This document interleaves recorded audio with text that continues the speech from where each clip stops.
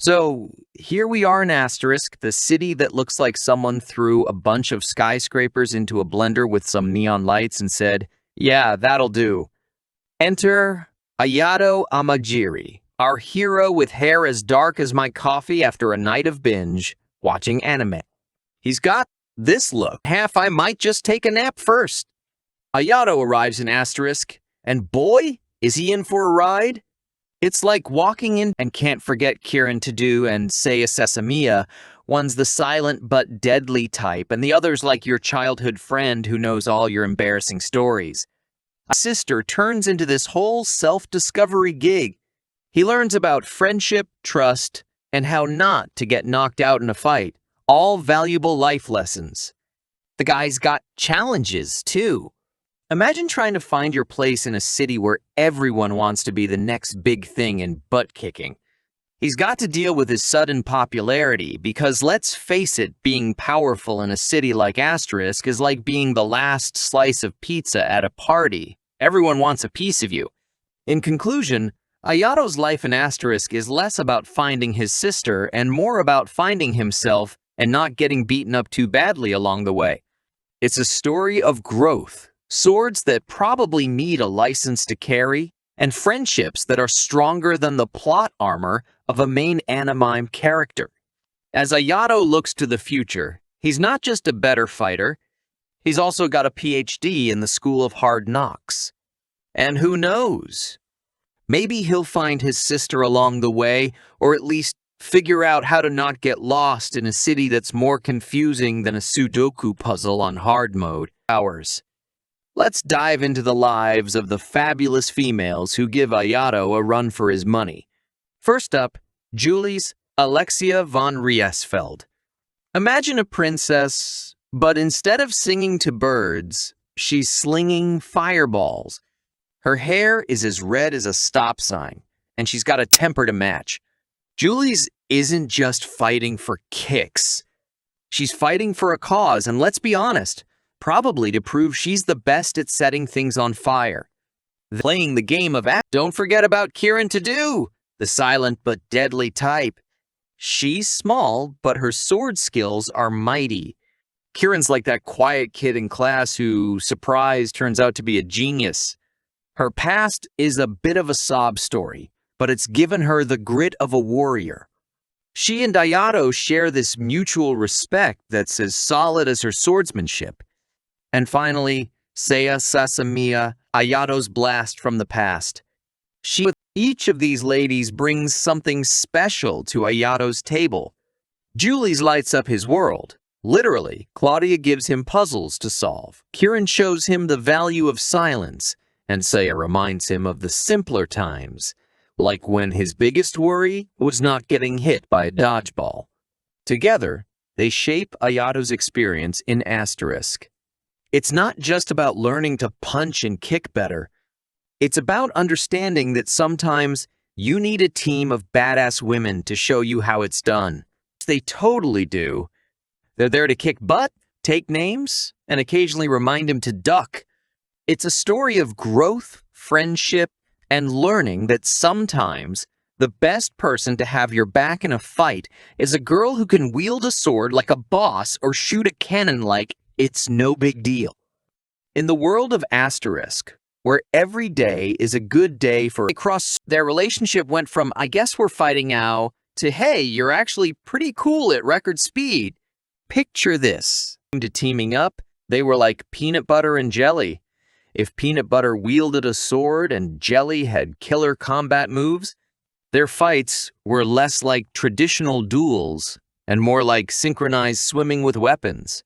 They learned to anticipate each other's moves, creating a dance of combat that was as elegant as it was effective.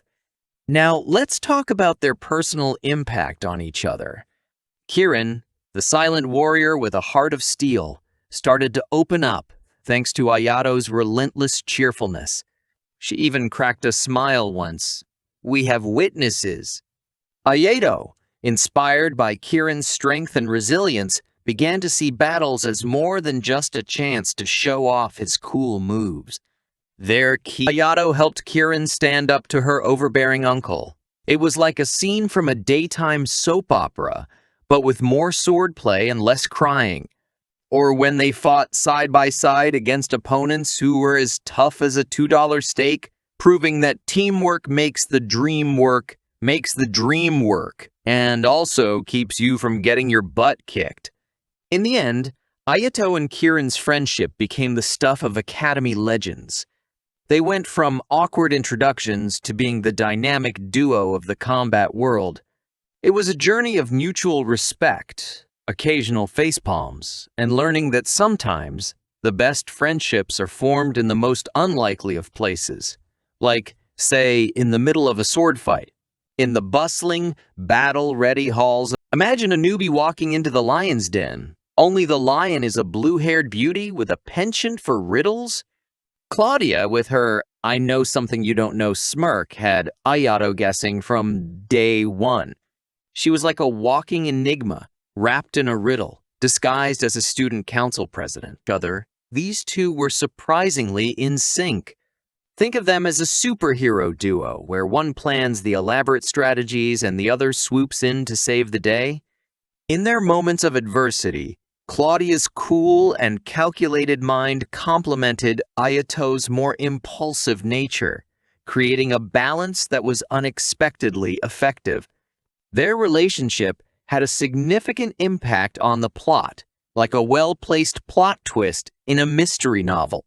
Claudia's guidance helped Ayato navigate the political labyrinth of Asterisk, making him more than just a sword-swinging protagonist.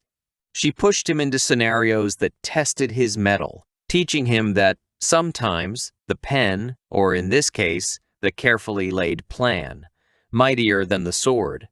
Ayato's influence on Claudia was subtler, like a gentle nudge rather than a full-on shove. He brought a sense of honesty and straightforwardness that challenged her to step out from behind her veil of secrecy. Their dynamic was a lesson in contrasts, showing that sometimes the best partnerships are formed from the unlikeliest of pairs. In the grander scheme of things, Ayato and Claudia's odd couple friendship was a cornerstone of his journey. It was a mix of mentorship, mutual respect, and the occasional "what on earth are you talking about?" moments. Of mild confusion mixed with awe. When it came to teamwork, these two were like a buddy cop movie, but with swords and magic.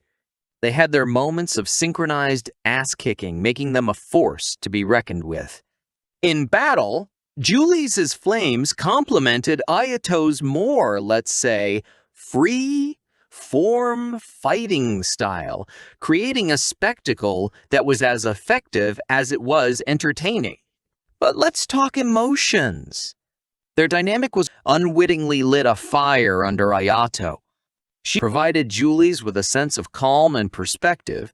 He was like the soothing aloe to her burns, both literally and metaphorically. Together, they learned the delicate dance of push and pull, of flame and temperance. Key moments in their relationship? Oh, there were plenty. Like that time, they faced off against opponents who were as tough as a week-old baguette.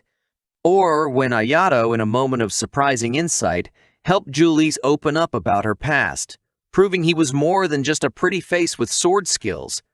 In the end, Ayato and Julie's partnership was a testament to the saying, "opposites attract," and then occasionally set things on fire.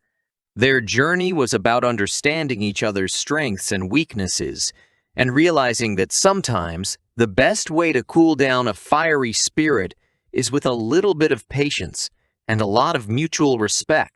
As they moved forward, their bond evolved from fiery